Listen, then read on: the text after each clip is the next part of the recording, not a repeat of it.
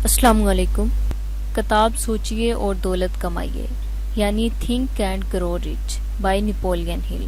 5واں باب، ماہرانہ معلومات، ذاتی تجربات یا مشاہدات حصول دولت کی جانب تیسرا قدم۔ علم کی 2 قسمیں ہیں، ایک عام، دوسری ماہرانہ۔ عام علم کتنا ہی وسیع اور لامحدود کیوں نہ ہو مگر حصول دولت میں کرامت نہیں ہو سکتا۔ یونیورسٹیوں میں کم و بیش ان تمام علوم کی تعلیم دی جاتی ہے جو آغاز معاشرت سے ایجاد اور واضح ہوتے رہے ہیں۔ ان کو پڑھانے والے پروفیسروں کا حال آپ سے چھپا نہیں۔ آپ نے دیکھا ہوگا کہ مشکل ہی سے ایک آدھ پروفیسر دولت مند کہا جا سکتا ہے۔ پروفیسر تعلیم دینے میں نظریات اور قوانین سمجھاتے ہیں، مہارت نامہ رکھتے ہیں، لیکن تنظیم اور استعمال کے طریقوں کے ماہر نہیں ہوا کرتے۔ علم اس وقت تک دولت کو اپنی جانب نہیں کھینچ سکتا جب تک کہ منظم نہ ہو اور جب تک حصول دولت کے عزم مصمم کی تکمیل کے لیے تجاویز اور مرتبہ لاحہ عمل کے بموجب اس کے استعمال نہ کیا جائے۔ اس حقیقت میں لا علمی اکثر لوگوں کے لیے پریشانی اور الجاؤ کا سبب بن جاتی ہے اور یہ سمجھتے ہیں کہ علم قوت ہے، حالانکہ یہ کہنا درست نہیں، کیونکہ علم توانائی بالقوا ہے۔ یہ اس وقت قوت بن سکتا ہے جب اسے کسی معین ادارے کے حصول کے لیے منظم کیا جائے۔ یونیورسٹیوں کی تعلیم میں اس اہم جزو کی عدم موجودگی اکثر تعلیمی اداروں کی ناکامی کا باعث ہے، کیونکہ یہ اپنے طالب علموں کو یہ نہیں سکھاتے کہ حصول تعلیم کے بعد اس علم کو کس طرح منظم کر کے روزمرہ زندگی میں حصول دولت کے لیے استعمال کیا جا سکتا ہے۔ اکثر لوگ یہ خیال کرتے ہیں کہ ہنری فورڈ نے چونکہ کسی یونیورسٹی میں تعلیم نہیں پائی تھی اس لیے وہ تعلیم یافتہ شخص نہیں۔ جو لوگ اس خیال کا اظہار کرتے ہیں وہ نہ تو یہ جانتے ہیں کہ ہنری فورڈ کیا ہے، نہ اس سے واقف ہیں کہ تعلیم یافتہ ہونا کس کو کہتے ہیں۔ تعلیم یافتہ شخص کے لیے یہ ضروری نہیں کہ وہ ہر قسم کی خاص یا عام وسیع معلومات رکھتا ہو۔ ہمیں اس شخص کو تعلیم یافتہ کہنا چاہیے جس کی ذہنی قوتیں اتنی ترقی پا گئیں کہ وہ دوسروں کے حقوق متاثر کیے بغیر اپنی مرضی اور خواہش کے مطابق کوئی چیز حاصل کرنے کے قابل ہو۔ اگر تعلیم یافتہ کی یہ تعریف درست ہے تو ہنری فورڈ اس پر پورا اترتا ہے۔ جنگ عظیم کے دوران میں چکاگو کے ایک اخبار نے ہنری فورڈ کے بارے میں کچھ باتیں لکھتے ہوئے یہ بھی لکھا تھا کہ وہ ایک نادان امن پسند شخص ہے۔ فورڈ کو اس کا ایسا لکھنا ناگوار معلوم ہوا۔ اس نے اخبار کے خلاف ازالہ حیثیت عزت کا دعویٰ کر دیا۔ جب مقدمہ عدالت میں زیر سماعت تھا تو اخبار نویس کے وکیل نے یہ ثابت کرنے کے لیے ہنری فورڈ واقعی نادان تھا اسے عدالت میں طلب کیا۔ وکیل نے یہ ثابت کرنے کے لیے کہ گو ہنری فورڈ کی معلومات موٹر سائیکل کے متعلق ہیں ماہرانہ ہوں، لیکن جہاں تک عام معلومات کا تعلق تھا وہ واقعی نادان تھا۔ اس پر متعدد سوالات کیے جس میں سے بعض درجہ ذیل ہیں۔ ہنڈ مکڈ آرڈن کون تھا؟ انگریزوں نے 1772 میں بغاوت ختم کرنے کے لیے اپنی کتنی سپاہ امریکہ روانہ کی تھی؟ دوسرے سوال کے جواب میں فورڈ نے کہا، مجھے سپاہیوں کی صحیح تعداد کا تو علم نہیں، لیکن میں یہ جانتا ہوں کہ یہ تعداد اس تعداد سے بہت زیادہ تھی جو واپس آئی۔ وکیل ملزم نے سلسلہ سوالات جاری رکھا۔ فورڈ ان سے تنگ آ گیا اور ایک خاص سوال کے جواب میں اس کی ذات پر خطرناک حملہ کے مماثل تھا۔ اس نے کہا، اگر حقیقت میں آپ کے اس احمقانہ سوال کا جواب دینا چاہوں یا ان مختلف سوالات کے جوابات دینا چاہوں جو اب تک آپ نے مجھ سے کیے ہیں تو مجھے آپ کو یاد دلانا ہوگا کہ میری میز پر بجلی کے کھٹکوں کی ایک قطار سی لگی ہے جن میں سے میں کسی مناسب بٹن یا کھٹکے کو دبا کر جس قسم کی معلومات چاہوں اس کے ماہرین کو طلب کر سکتا ہوں۔ پھر آپ ہی بتائیے مجھے اس قسم کی عام معلومات کے حاصل کرنے کے لیے سردردی کرنے سے کیا فائدہ جب میں بلا محنت اور کوشش کے جو چاہوں جب چاہوں حاصل کر سکتا ہوں۔ استدلال یقیناً درست تھا۔ عدالت میں ہر شخص یہ محسوس کرنے لگا کہ ایسے جوابات کسی نادان شخص کی زبان سے نہیں نکل سکتے، بلکہ وہ تعلیم یافتہ ہے۔ ہر وہ شخص تعلیم یافتہ ہے جو یہ جانتا ہے کہ اس کو جس علم کی ضرورت ہے وہ کہاں اور کیسے حاصل کیا جا سکتا ہے، اور وہ یہ بھی جانتا ہے کہ ایسے علم کو کس طرح قطعی تجاویز کو روبہ عمل لانے کے لیے منظم کر سکتا ہے۔ اپنے اطراف ماہر دماغوں کو جمع کر کے ہنری فورڈ نے علم اور معلومات کو اس طرح منظم کیا کہ آج وہ دنیا کے دولت مند ترین انسانوں میں شامل ہوتا ہے۔ اس کے لیے یہ ضروری نہ تھا کہ وہ دنیا کے سارے علوم اس کے ذہن میں محفوظ رہیں۔ یقیناً اس کتاب کے مطالعہ کرنے والوں نے مصنف کا منشا واضح طور پر سمجھ لیا ہوگا، قبل اس کے کہ آپ اپنے ارادے اور عزم کو دولت میں منتقل کرنے میں اپنی اہلیت کا اندازہ لگائیں۔ آپ کو اس فن یا اس پیشے یا اس سامان کے متعلق تاجرانہ معلومات حاصل کرنی چاہیے جنہیں آپ نے اس دولت کے حصول میں یا اس کے معاوضے میں اختیار یا فروخت کرنے کا تہیہ کیا ہے۔ غالباً آپ کو ماہرانہ معلومات بہت زیادہ مقدار میں حاصل کرنی ہوگی، اتنی زیادہ کہ ممکن ہے آپ کے ذہن میں اس کے حصول کی صلاحیت ہی نہ ہو۔ اگر ایسا نہ ہو تو آپ کو بھی ماہر دماغوں کے اجتماع سے مدد لینی پڑے گی۔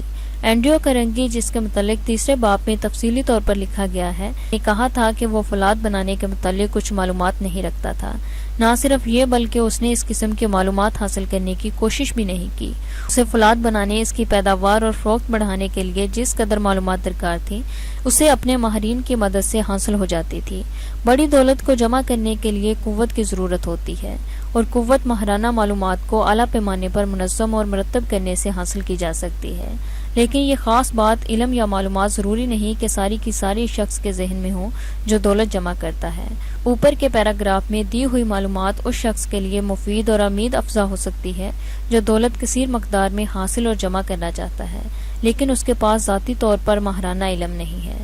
احساس کمتری بعض اوقات ماہرانہ معلومات کی کمی کی وجہ سے پیدا ہوتا ہے، کیونکہ وہ تعلیم یافتہ نہیں کہلائے جا سکتے۔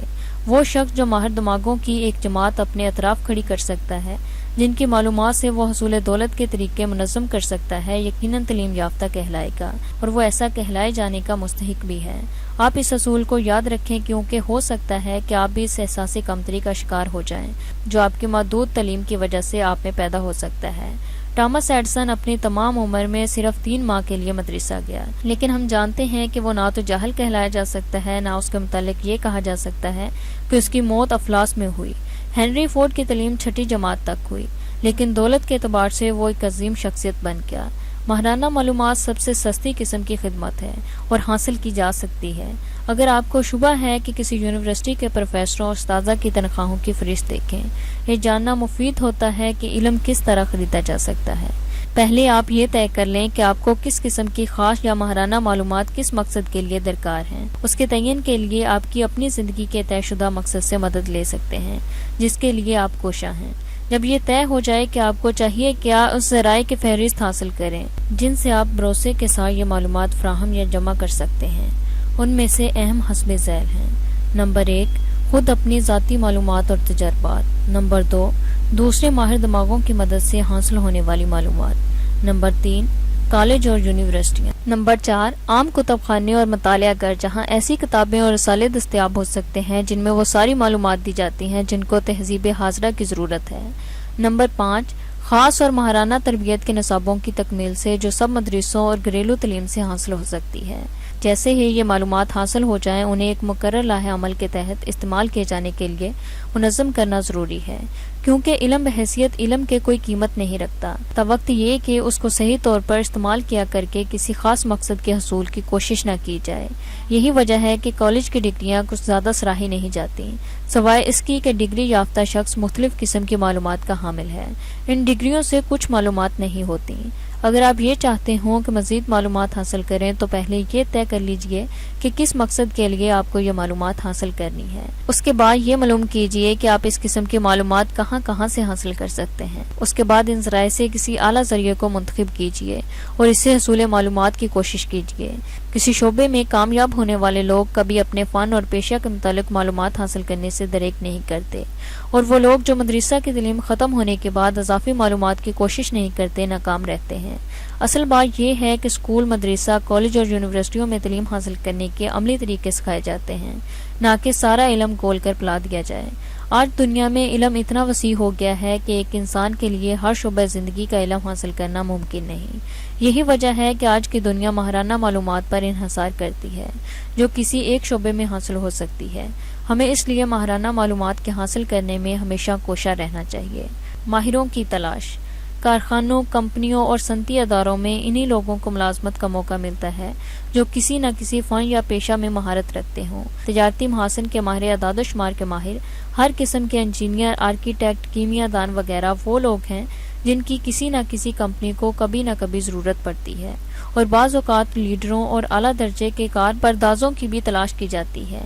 ایک ایسے طالب علم کے مقابلے میں جو صرف کتابوں کے کیڑے کی طرح ہمیشہ اوراق چاٹتا رہتا ہے اور جس کی معلومات کتابوں میں دی ہوئی معلومات سے بڑھ کر نہیں، جو صرف پڑھائی اور امتحان پاس کرنے سے دلچسپی رکھتا ہے، وہ طالب علم زیادہ کامیاب ہوتا ہے جو مدرسہ، کالج یا یونیورسٹیوں میں تعلیم کے علاوہ کھیل کود، مباحثے اور یونیورسٹیوں کی دوسری دلچسپیوں اور جدوجہد میں شریک رہتا ہے۔ ہر ایک سے میل جول کے صحیح طریقوں سے واقف ہوتا ہے۔ یہی وجہ ہے کہ اس قسم کے طالب علم کو ایک سے زیادہ جگہوں پر کام کرنے کی دعوت دی جاتی ہے۔ یہ خیال کہ بہترین ملازمتیں انہی اشخاص کو ملتی یا مل سکتی ہیں جو بہترین طالب علم رہیں، یہ درست نہیں، کیونکہ ملازمت رکھنے والا کسی شخص کو ملازمت دینے سے قبل علاوہ اس شخص کی تعلیمی ریکارڈ کے یہ بھی دیکھنا چاہتا ہے کہ اس ملازمت کے خواہاں شخص میں علاوہ تعلیم اور یا ڈگری کے میل جول کی قابلیت اور دنیاوی امور کے سمجھنے کی صلاحیت کتنی ہے۔ بعض کمپنیاں ایسے آدمیوں کو پسند کرتی ہیں جو انتظام صنعت میں ان کے مددگار ہوں۔ ایسی جگہوں پر تعلیم میں اعلیٰ معیار رکھنے والوں اور خشک طالب علموں کے لیے کوئی موقع نہیں، چنانچہ انتخاب سے قبل امیدواروں سے ملاقات اور گفتگو کا مقصد یہی ہے، ورنہ اگر صنعتوں میں صرف اچھے طالب علم درکار ہوتے تو صرف یونیورسٹیوں کی تعلیم ریکارڈ پر تصفیہ کیا جاتا ہے یا صرف اسناد دیکھی جاتی۔ عملاً ایسا نہیں ہوتا۔ کار آموزی: اگر کوئی طالب علم کسی غیر ماہرانہ تعلیم کے حصول میں لگا ہوا ہے تو اسے چاہیے کہ کالج کا دوسرا سال ختم ہونے سے قبل وہ اپنی آئندہ زندگی میں کیا بننا ہے طے کر لے اور کسی صنعتی ادارے، دکان یا دفتر میں کار آموزی شروع کر دے۔ بلا مقصد غیر ماہرانہ تعلیم کا حصول سوائے اس کے کچھ نہیں کہ آخر میں یہ غیر مطمئن، نامکمل تعلیم یافتہ انسان تیار ہوگا۔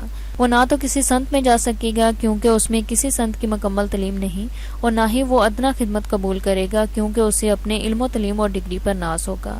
کالجوں، یونیورسٹیوں کے نصاب مقرر کرنے والوں کو یہ امر اچھی طرح ذہن نشین کرنا چاہیے کہ آج کی صنعت، آج کی تجارت عام تعلیم نہیں چاہتی، انہیں خاص شعبوں میں ماہرین کی ضرورت ہے۔ یونیورسٹیاں نظریاتی تعلیم کی بجائے کارآمد عملی تعلیم دینے کی ذمہ داری قبول کریں۔ شبینہ مدرسے یا مراسلت کے ذریعے خاص علم یا ماہرانہ تعلیم کی زیادہ سے زیادہ مقبولیت ملک میں ماہرین کی فراوانی کا باعث ہو سکتی ہے۔ اس طرح تعلیم کا فائدہ یہ ہے کہ شبینہ مدرسوں میں ایسے لوگ حصہ لے سکتے ہیں جنہیں دن بھر کے کام کے بعد شام کو کچھ وقت مل جاتا ہے، اور مراسلت کے ذریعے تعلیم حاصل کرنے والے وہ لوگ ہوں گے جنہیں دن بھر کے کام میں کچھ نہ کچھ وقت ایسا مل جاتا ہے جس میں وہ اس طریقہ تعلیم سے استفادہ کر سکتے ہیں۔ مراسلت کے ذریعے حصول علم کے طریقے کا ایک فائدہ یہ بھی ہے کہ آپ ملک کے کسی حصے میں ہوں، آپ کو ماہرین فن کی ہدایت اور مشورے مہیا ہو سکتے ہیں، لیکن نائٹ اسکول میں ایسی سہولت نہیں۔ ملک کے ہر حصے میں اسے شبینہ مدارس یا اداروں کا قیام ممکن نہیں، یہ صرف بڑی آبادیوں میں قائم کیے جاتے ہیں۔ ایسے اداروں سے وہی لوگ مستفید ہو سکتے ہیں جو اس شہر یا آبادی میں مقیم ہوں۔ جو علم بلا محنت کوشش کے حاصل کیا جائے اس کی قدر نہیں ہوتی۔ غالباً یہی وجہ ہے کہ عام سرکاری مدرسوں میں تعلیم پانے والے افراد کی قدر کم ہوتی ہے۔ ماہرانہ تعلیم کے حصول کے قطعی پروگرام پر عمل کرنے سے جو خود اعتمادی پیدا ہو جاتی ہے وہ ایک حد تک اس کمی کو پورا کر دیتی ہے جو مفت کی تعلیم حاصل کرتے ہوئے مواقع ہاتھ سے نکل جانے پر ہوتی ہے۔ مراسلت کے ذریعے تعلیم دینے والے مدرسے نہایت منظم کاروباری ادارے ہوتے ہیں۔ ان کی تعلیمی فیس اتنی ہوتی ہے کہ وہ پیشگی ادائیگی کے لیے مطالبے پر مجبور ہیں، کیونکہ ہو سکتا ہے کوئی شخص کوئی نصاب شروع کرے اور اس کے ختم کرنے سے پہلے ادھورا چھوڑ دے۔ ہم میں سے بہت کم لوگ ایسے ہیں جو کسی جگہ سے اتنا کمانے لگے کہ ان کی زندگی کی ضروریات پوری ہو جاتی ہیں، تو ان میں اتنی خواہش ترقی نہیں ہوتی کہ اس خاص شعبہ حیات میں ماہرانہ تعلیم مراسلت کے ذریعے حاصل کریں تاکہ وہ ترقی کے زینے جلد از جلد طے کر سکیں۔ ہمارے دلوں میں ترقی کی خواہش کی کمی بعض اوقات بالکل نہ ہونے سے ماہرانہ تعلیم کی عام طور پر کمی دکھائی دیتی ہے۔ اگر ایک ایسا طبقہ جسے ایک مستقل آمدنی ہے اپنی فراست کے اوقات میں کوئی ایسا نصاب اختیار کریں جس سے اس کو دلچسپی ہے، تو نہ صرف یہ کہ اس کا یہ وقت آمدنی میں اضافے کا باعث ہوگا بلکہ اس میں ایسی ذہنی کیفیت پیدا ہو جائے گی جس کی وجہ سے بعد میں وہ جس شعبے میں ہاتھ ڈالے گا کامیاب ہوگا، کیونکہ اس میں وقت ضائع نہ کرنے کی سوچ پیدا ہو چکی ہے اور وہ محنت سے کبھی نہ تھکے گا۔ مراسلت کے ذریعے حصول تعلیم ان لوگوں کے لیے بھی مفید ہے جو حالات سے مجبور ہو کر کچھ تعلیم حاصل کرنے کے بعد زندگی کی کشمکش میں کود پڑے ہوں اور جن کے دلوں میں مزید ماہرانہ تعلیم کے حصول کا خیال جاگزی رہے۔ آج ہماری زندگیاں ایسی ہو گئی ہیں کہ ہمیں اس مستقل آمدنی کے علاوہ جو ہماری دن بھر کی محنت کے معاوضے میں ملتی ہے کمانے اور اضافہ آمدنی کے اور طریقے اختیار کرنے پڑتے ہیں، اور کام کرنے والوں کی دنیا میں اس قدر کمی ہے کہ ایسے اشخاص کی جس قدر تعداد بھی پیدا ہوتی جائے گی ضروریت کے لیے ناکافی ہوگی، لیکن اس کے لیے ماہرانہ تعلیم نہایت ضروری ہے۔ بہت ممکن ہے کہ بعض اشخاص کو اپنا فن اور پیشہ بالکل بدل دینا پڑے۔ اکثر دیکھا گیا ہے کہ جب ایک تاجر یہ محسوس کرتا ہے کہ جس سامان کے فروخت کا کاروبار کر رہا ہے اس میں نفع کی اور زیادہ توقع نہیں تو وہ دوسرا سامان اس کے ساتھ شریک کرتا ہے، اور رفتہ رفتہ وہ اس دوسرے سامان ہی کی خرید و فروخت کو اپنا اصلی کاروبار بنا لیتا ہے۔ اسی طرح وہ جنہوں نے عرصے تک ملازمتیں کی ہیں، اپنی خدمات فروخت کرتے رہے ہیں، انہیں بھی کامیاب تاجر کی طرح اگر ایک جگہ حسب خواہش کا دام نہ ملتے ہوں تو کسی دوسری جگہ جہاں انہیں زیادہ معاوضہ ملتا ہو تو انہیں کام کرنا چاہیے۔ حقیقی طور پر جدوجہد کرنے والوں کے لیے مواقع کی کمی نہیں، بشرط یہ کہ وہ موقع سے فائدہ اٹھانے کے لیے تیار ہوں۔ اسٹوارٹ آسٹن دیر نے زندگی ایک انجینئر کی حیثیت سے شروع کی۔ عام کساد بازاری کے زمانے میں اس کو اس کام سے اتنی آمدنی نہیں ہوئی جس کی اسے توقع تھی، تو اس نے اپنا پیشہ تبدیل کرنے کا خیال کیا۔ اس نے قانون کی تعلیم حاصل کی اور کارپوریشن کا وکیل بن گیا۔ اس نے اپنی وکالت میں اتنا کمایا جتنا وہ بحیثیت انجینئر کمانے کی توقع کرتا تھا۔ کہا جاتا ہے کہ اس کے پاس اتنے موکلین آتے تھے کہ مجبوراً اسے انہیں واپس کرنا پڑتا تھا۔ اکثر لوگ زندگی میں اس قسم کی تبدیلیوں کو ناممکن علم سمجھتے ہیں اور مختلف قسم کے عذر پیش کرتے ہیں۔ ہم کبھی کہتے ہیں میں ایک بوڑھا آدمی ہوں جس کی ذمہ داریاں بہت زیادہ ہیں، میری عمر اتنی زیادہ ہے کہ اب میں پڑھ نہیں سکتا وغیرہ، لیکن ہمیں دیر کی مثال اپنے پیش نظر رکھنی چاہیے۔ جس وقت اس نے اپنا پیشہ بدلنے کا خیال کیا اس کی عمر 40 سال کی تھی۔ وہ شادی شدہ بھی تھا، لیکن اس نے یہ عذر نہیں پیش کیا، بلکہ اس کے برعکس اس نے معمول سے زیادہ محنت کی اور قانون کا 4 سالہ نصاب 2 سال میں مکمل کیا اور کامیاب ہوا۔ یہاں یہ بات یاد رکھیے کہ تعلیم حاصل کرنے کے طریقوں سے واقفیت کس قدر کارآمد ہوتی ہے۔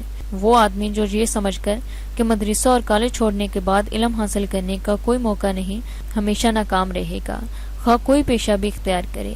کامیابی کے لیے یہ ضروری ہے کہ انسان مسلسل حصول علم کے لیے کوشاں رہے۔ اس سلسلے میں ذیل کی مثال پر غور کیجیے۔ کساد بازاری کے زمانے میں غلہ اور ترکاری کے کام سے وابستہ ایک فرد کی ملازمت جاتی رہی۔ اس کے مالک نے کہا کہ تجارت یوں ہی اتنی گٹ گئی ہے کہ اسے کسی ملازم کی ضرورت نہیں رہی۔ اس فرد نے کسی زمانے میں کچھ اکاؤنٹنسی کی تعلیم حاصل کی تھی۔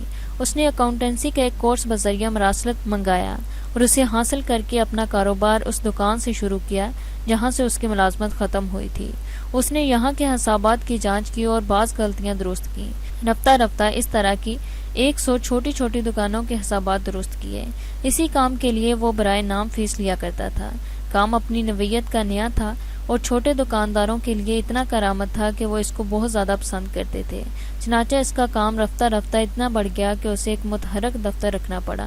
یہ ہر دکان پر اپنا دفتر لے جاتا، ان کے حسابات دیکھتا اور حساب کے رجسٹر کے اندراجات درست کرتا، پھر دوسری دکان کی طرف جاتا۔ اسی طرح برائے نام معاوضے پر چھوٹی چھوٹی دکانوں کے حسابات درست کرنے سے اسے ایسا تجربہ ہوا کہ اس کا یہ قدم کامیابی کی جانب فائدہ مند قدم تھا، اور یہ کہ بڑی رقم چھوٹی چھوٹی رقموں سے ہی مل کر بنتی ہے۔ دکانوں کے مالکان کو بھی اطمینان تھا کہ کم داموں پر بہترین ماہرانہ خدمت انہیں حاصل ہو رہی تھی۔ اس کا نتیجہ یہ ہوا کہ آج اس کے پاس کئی ایک متعدد متحرک دفاتر ہیں جن میں اس کے کارپردار شہر کی ساری چھوٹی چھوٹی دکانوں کا ماہانہ جانچ پڑتال کرتے ہیں اور حسابات کے اندراجات درست کرتے ہیں۔ اس کاروبار کی کامیابی کا راز یہی ہے کہ اس کے آغاز کرنے والوں کے پاس ماہرانہ علم اور تخیل تھا۔ آج اس کی آمدنی اس شخص کی آمدنی سے بہت زیادہ ہے جس کے پاس یہ ملازم تھا اور جہاں سے اس کو علیحدہ کر دیا گیا تھا۔ اس وقت کی یہ چھوٹی سی ناکامی اور تکلیف اس کے لیے نعمت ثابت ہوئی۔ اس کامیابی کی ابتدا ایک نیا خیال تھا۔ جس طرح مصنف نے متذکرہ صدر کاروباری شخص کو یہ جدید خیال دیا جس پر عمل کرنے سے وہ ایک کامیاب شخص بن سکا، مصنف اس جگہ آپ کو بھی یہ خیال دیتا ہے جس کے ربع عمل لانے سے ترقی اور اضافہ آمدنی کے وسیع امکانات ہیں، اور اس کے ذریعے آپ کبھی ہزاروں ایسے اشخاص کی مدد کر سکتے ہیں جن کو مدد کی ضرورت ہے۔ یہ دوسرا خیال مصنف کو اس شخص سے کی جانے والی گفتگو سے ہوا جس نے بک کیپنگ کا کاروبار بڑے پیمانے پر شروع کر کے کافی دولت کمائی تھی۔ جس سے متذکرہ تجاویز کے بارے میں کہا گیا تھا تو اس نے پوچھا تھا، مجھے اس خیال سے اتفاق ہے، لیکن میں اسے روپے میں کس طرح بدل سکتا ہوں؟ دوسرے لفظوں میں وہ اس امر کی شکایت کر رہا تھا کہ بک کیپنگ کی معلومات حاصل کرنے کے بعد وہ کس طرح اسے بازار میں لا سکتا تھا اور اپنی معلومات فروخت کر سکتا تھا۔ اس سوال سے ایک اور مسئلہ اٹھ کھڑا ہوا جس کا تصفیہ ہونا ضروری ہو گیا، چنانچہ اس کے لیے ایک چھوٹی سی کتاب تیار کی گئی جس میں جدید طریقہ ترتیب حساب کے فوائد اور خوبیوں پر روشنی ڈالی گئی تھی۔ یہ کتاب مختلف تاجروں کو دکھائی گئی، چنانچہ اس خاموش پیغمبر نے اپنا کام کیا اور اس شخص کو جس نے اس کام کا آغاز کیا تھا اتنا کام ملا کہ وہ اکیلا اس کی تکمیل نہ کر سکتا تھا۔ آج ملک میں ہزاروں آدمی ایسے ہیں جو ملازمت کے خواہاں ہیں لیکن انہیں ملازمت نہیں ملتی۔ اس کی وجہ یہ نہیں کہ وہ کام کرنے کے قابل نہیں، بلکہ اس کی بڑی وجہ یہ ہے کہ ان کی قابلیت کو ملازم رکھنے والے شخص کے پاس عمدگی سے پیش نہیں کیا جاتا۔ ہمارے نوکری دلانے والے دفاتر سوائے اس کے کہ ایسے بے روزگاروں کی فہرست تیار کر لیں جو ملازمت کے خواہاں ہیں اور انہیں وقتاً فوقتاً ضرورت مند اداروں کے پاس بھیج دینے کے کچھ نہیں کرتے، وہ یہ نہیں بتلاتے کہ کس شخص میں کس خاص قسم کی قابلیت ہے، اس میں کیا کیا صلاحیتیں ہیں اور وہ کس کام کے لیے مفید ہو سکتا ہے۔ اگر کوئی ایسا ادارہ قائم ہو جائے کہ ایسے بے روزگاروں کی فہرست کے ساتھ ساتھ ان کی خاص صلاحیتوں کے بارے میں کارخانے یا دفتر کی ضرورتوں کو پیش نظر رکھ کر جہاں انہیں ملازمت دلانی مقصود ہے ایک خلاصہ تیار کر لے، اور یقیناً یہ ادارہ موجودہ نوکری دلانے والے دفتر سے بہت زیادہ مفید ثابت ہوگا۔ اس سے نہ صرف اس ادارے کی اچھی خاصی آمدنی ہو سکتی ہے بلکہ اس سے وہ ادارہ ملک و قوم کی غیر معمولی خدمت سر انجام دے سکتا ہے۔ اس قسم کے خلاصے تیار کرنے کا خیال سب سے پہلے ایک عورت کو پیدا ہوا جس نے اپنے لڑکے کی تعلیم میں انتہائی محنت کی اور دلچسپی لی تھی اور اپنی ساری عمر اسی کام کے لیے وقف کر دی تھی۔ جب یہ لڑکا تعلیم سے فارغ ہوا تو اس نے اس کی ساری ملازمت کے بارے میں چاروں طرف درخواستیں بھیجنے کی بجائے اس لڑکے کی ساری صلاحیتوں اور قابلیتوں کے بارے میں ایک مضمون تیار کیا۔ اس مضمون میں اس نے وہ تجاویز بھی پیش کی جن کو یہ لڑکا روبہ عمل لا کر کارخانے یا ادارے کی کارکردگی میں اضافہ کر سکتا تھا۔ اس مضمون کی تیاری کے سلسلے میں اس عورت نے مقامی کتب خانے سے صنعتی اعداد و شمار اور معلومات کی ایک طویل فہرست حاصل کی جس کے حوالے اس مضمون میں دیے گئے تھے۔ اس مضمون کی تیاری میں اس لڑکے نے بھی اس کی مدد کی۔ نتیجہ یہ ہوا کہ اس لڑکے کو نہ صرف پہلی ملاقات میں ہی ملازمت مل گئی بلکہ اسے منہ مانگی تنخواہ بھی دی گئی۔ یہاں یہ سوال پیدا ہوتا ہے کہ اتنی مصیبت کوئی کیوں اور کس کے لیے اٹھائے؟ اس کا جواب آسان ہے، بشرطے یہ کہ ملک کی ترقی اور ملک کے نوجوانوں کی خوشحالی ہمارے پیش نظر ہو۔ ویسے تھوڑی بہت کوشش سے کسی نہ کسی کو کوئی ملازمت مل سکتی ہے، لیکن اس قسم کے مواد کی موجودگی سے نوجوانوں یا ملازمت کے خواہاں افراد کے متعلق ایک مکمل طور پر فراہم کی ہوئی معلومات سے نہ صرف وہ ادارہ یہ جان سکتا ہے کہ جس آدمی کو انہوں نے ملازم رکھا ہے وہ کن صلاحیتوں کا مالک ہے، بلکہ خود اس ملازم کو یہ آسانی ہوتی ہے کہ وہ اس ادارے کے حالات سے واقفیت کی بنا پر اپنے صحیح مقام کا اندازہ کر سکتا ہے جو اس کی ترقی کے لیے انتہائی مفید اور کارآمد ہوگا۔ عام طور پر یہ خیال کیا جاتا ہے کہ ترقی کے لیے یہ بہتر ہے کہ انسان سیڑھی کے پہلے زینے سے درجہ بدرجہ آگے بڑھنے لگے۔ بظاہر یہ نہایت صحیح معلوم ہوتا ہے، لیکن جتنے لوگ بالکل نیچے سے اپنا سفر ترقی شروع کرتے ہیں ان میں بہت کم لوگ ایسے ہوتے ہیں جو اوپر سر اٹھا کر دیکھ سکتے ہیں کہ ان کے آگے کیا ہے اور آگے ان کے لیے اعلیٰ ترین مدارج ترقی پر پہنچنے کے کیا امکانات ہیں۔ ان میں سے بعضوں کی ذہنیت ایسی ہوتی ہے کہ انہیں ابتدا میں جو مل جاتا ہے اسی پر قانع رہتے ہیں اور ترقی کی امنگ انہیں بے چین نہیں رکھتی۔ اس کی وجہ انسان کی وہ فطری عادت ہے جس کی بنا پر انسان ایک مقررہ کام کو بندے ہوئے اوقات میں انجام دینے کی جدت درازی اور بے وقت کام کرنے سے بہتر سمجھتا ہے۔ حالانکہ نیک خیال اور ایک مقررہ ڈگر سے ہٹ کر کام کرنا ترقی کے لیے نہایت ضروری ہے۔ اس لیے یہ ضروری ہے کہ ملازمت جہاں کہیں بھی شروع کی جائے وہ ابتدائی درجے سے 4 زینے اوپر سے شروع کی جائے یا کم سے کم اس طرح شروع کرنے کی کوشش کی جائے۔ ایسا دشوار نہیں۔ اگر ملازمت کا خواہاں شخص اپنی صلاحیتوں کو بہتر اور منظم طریقے پر ملازم رکھنے والے کے پاس پیش کرے اس کو حاصل کرنا ممکن ہے۔ اس سے ایک فائدہ یہ ہوتا ہے کہ وہ شخص ہمیشہ اپنے اطراف دیکھنے کا عادی ہو جاتا ہے۔ وہ سوچتا ہے کہ ترقی کے سفر میں اسے 1-2 منزل اوپر بمقابلہ دوسروں کے آگے سے سفر شروع کرنا پڑا، اس لیے اس کے سامنے نسبتاً کم منازل ہیں۔ چنانچہ وہ ان لوگوں کو جب دیکھتا ہے کہ وہ اعلیٰ ترین مدارج ترقی پر اپنے کوششوں سے پہنچتے ہیں تو اس کے دل میں بھی ایسی ہی ترقی کی ہوس اور خواہش پیدا ہو جاتی ہے۔ اوپر درج شدہ خیال کی مزید وضاحت ڈان ہلپن کے مثال سے ہوتی ہے۔ 1930 میں ڈان ہلپن نیشنل چیمپئن کے فٹ بال ٹیم کا مینیجر تھا۔ اس نے اپنے فٹ بال کے استاد کی اس نصیحت سے سبق حاصل کیا تھا کہ ابتدائی اور عارضی ناکامیوں سے ہمت نہیں ہارنی چاہیے، وہ ہمیشہ ارادہ اور خیالات بلند رکھنے چاہیے۔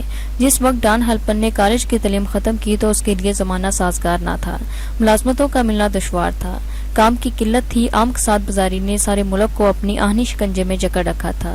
بمشکل تمام ڈان ہلپن کو مصنوعی آلات سماعت کی فروخت کا کام ملا جس میں کافی ترقی کے امکانات تھے۔ اس کو کمیشن پر کام کرنا تھا، کوئی مقررہ تنخواہ نہ تھی۔ ہلپن جانتا تھا کہ ہر شخص ایسا کام شروع کر سکتا ہے، لیکن اگر وہ ترقی کرنا چاہتا ہے تو اس موقع سے فائدہ اٹھائے، کیونکہ اب اس کے پاس سوائے اس کے اور کوئی ذریعہ نہ تھا۔ باوجود اس کے کہ ہلپن کو یہ کام پسند نہ تھا، اس نے 2 سال تک اس کام میں لگاتار محنت کی۔ اگر وہ اپنے اس ابتدائی کام سے مطمئن ہو جاتا تو غالباً کبھی اس سے آگے ہی نہ بڑھ سکتا، لیکن وہ مطمئن نہیں رہا۔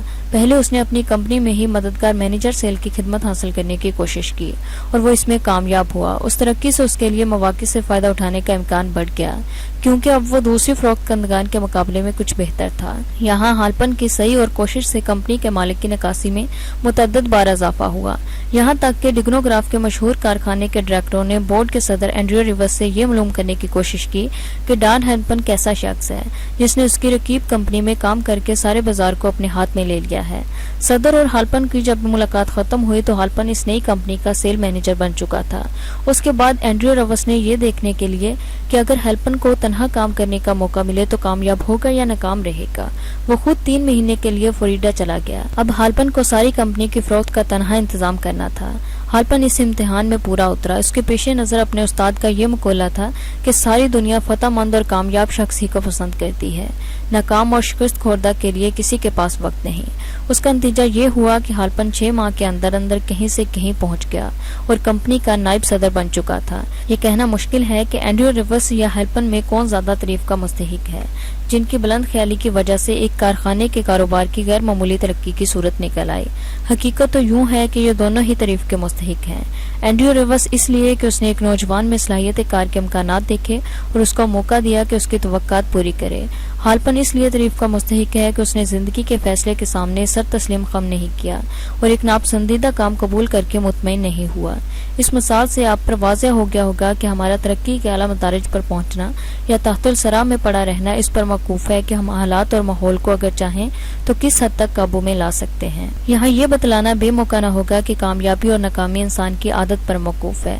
ہیلپن کا مشہور فٹ بال ٹیم کے ساتھ رہنا اس کے دل میں کامیابی اور فتح مندی کا ایک ناقابل تسخیر جذبہ پیدا کر دیا گیا۔ اگر آپ کامیاب اور ظفر مند انسانوں کے دل ہی دل میں پرستش کرتے رہیں گے تو آپ بھی ہمیشہ ظفر مند اور کامیاب رہیں گے۔ ترقی اور کامیابی میں کسی شخص کے ان تعلقات سے بھی بڑا اثر ہوتا ہے جو شخص کے اپنے کاروباری ساتھیوں یا افسروں سے ہوتے ہیں۔ چنانچہ ان کی تائید میں مصنف کے لڑکے بلیر کا ایک واقعہ مشہور ہے۔ بلیر کے بارے میں دوسرے باب میں تفصیلات آپ کی نظر سے گزر چکی ہیں۔ بلیر نے ہیلپن کو لکھا کہ وہ اس کے کارخانے میں کوئی ملازمت چاہتا ہے۔ ہیلپن نے اس تنخواہ کی نصف تنخواہ دینی منظور کی جو اس کی رقیب کمپنی سے اسے مل سکتی تھی۔ جب بلیر نے اپنے باپ سے مشورہ کیا تو اس کے باپ نے، جو اس کتاب کا مصنف ہے، اس سے کہا کہ وہ ہیلپن کے کارخانے میں ملازمت قبول کرے، کیونکہ مصنف کو یقین تھا کہ بلیر کا ایک ایسے شخص کے ساتھ راز تعلق جس نے زندگی کی مشکلوں کے ساتھ صلاح اور آشتی نہیں کی بلکہ حقیقی طور پر ان کے ساتھ سرپیکار رہا، اور جو چیز اسے ناپسند تھی ٹھکرا کر اس نے اپنے پسند کی ہر چیز حاصل کی، ایسی انمول خصوصیت ہے جس کی قیمت کا تعین رقم میں نہیں کیا جا سکتا۔ زندگی کے میدان میں یا ترقی کی چڑھائی پر بالکل نیچے یا ابتدا سے آگے بڑھنا ہر شخص کے لیے اکتا دینے والا ہوتا ہے۔ اس لیے اس کتاب میں کہا گیا ہے کہ مناسب تدابیر اور صحیح تجاویز کے ذریعے بالکل ابتدائی منازل سے کام شروع کرنے کے بجائے 1-2 قدم اوپر سے کام شروع کرنا چاہیے۔ کہ اس اصول کی وضاحت کے لیے جو ایک عورت کے دماغ کا ترشیدہ تھا، اتنا طویل حصہ کتاب کا وقف کیا گیا۔ اس عورت نے اپنے لڑکے کے لیے اس امر کی کوشش کی کہ وہ بجائے ابتدائی ملازمت سے زندگی کا آغاز کرنے کے 2-4 قدم آگے سے یہ سفر شروع کرے۔ اس عورت کا اپنے لڑکے کی صلاحیتوں کو عمدگی سے پیش کرنے کے طریقے نے اس کے خیال میں کامیابی دی۔ شکریہ۔